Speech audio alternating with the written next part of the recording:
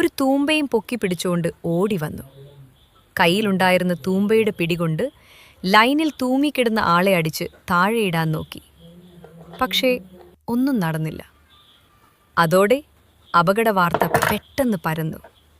നാട്ടുകാരെല്ലാം ഓടിക്കൂടി. എല്ലാവരും ടെൻഷനായി. എന്തു ചെയ്യണമെന്ന് ആർക്കും മനസ്സിലായില്ല. അപ്പോഴാണ് കൂട്ടത്തിലുണ്ടായിരുന്ന ബുദ്ധിയുള്ള ആരോ പറഞ്ഞത്, ട്രാൻസ്ഫോർമറിലെ ഫ്യൂസ് ഊരി കറണ്ട് കട്ട് ചെയ്യണം. പക്ഷേ ട്രാൻസ്ഫോർമർ ഉണ്ടായിരുന്നത് കുറച്ചു ദൂരെയായിരുന്നു. ഇന്നത്തെ പോലെ ബൈക്കും കാറും ഇല്ലാത്ത കാലം. സമയം കളയാൻ പറ്റില്ല. ഒരാൾ സൈക്കിൾ എടുത്ത് ആഞ്ഞു ചവിട്ടി. ബാക്കിയുള്ളവർ അയാൾക്ക് പിന്നാലെ ട്രാൻസ്ഫോർമർ ലക്ഷ്യം വെച്ച് ഓടി. ഒരു കൂട്ടയോട്ടം. ഒടുവിൽ സൈക്കിളിൽ പോയ ആൾ ആദ്യമെത്തി. ഫ്യൂസ് ഊരി കറണ്ട് കട്ട് ചെയ്തു. അടുത്ത നിമിഷം ലൈനിൽ തൂങ്ങിക്കിടന്ന ആൾ താഴേക്ക് വീണു. എല്ലാവരും ചേർന്ന് അയാളെ ആശുപത്രിയിലെത്തിച്ചു.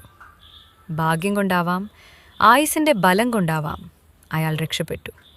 പക്ഷേ ഈ കഥയിലെ ഏറ്റവും മനോഹരമായ ഭാഗം അതിനുശേഷമാണ്. അന്ന് ബഹളം വെച്ച ആളെ കൂട്ടി അയാളുടെ ജീവൻ രക്ഷിക്കാൻ കാരണമായ അതേ പെൺകുട്ടിയെ പിന്നീട് നമ്മുടെ ഈ നായകൻ വിവാഹം കഴിച്ചു.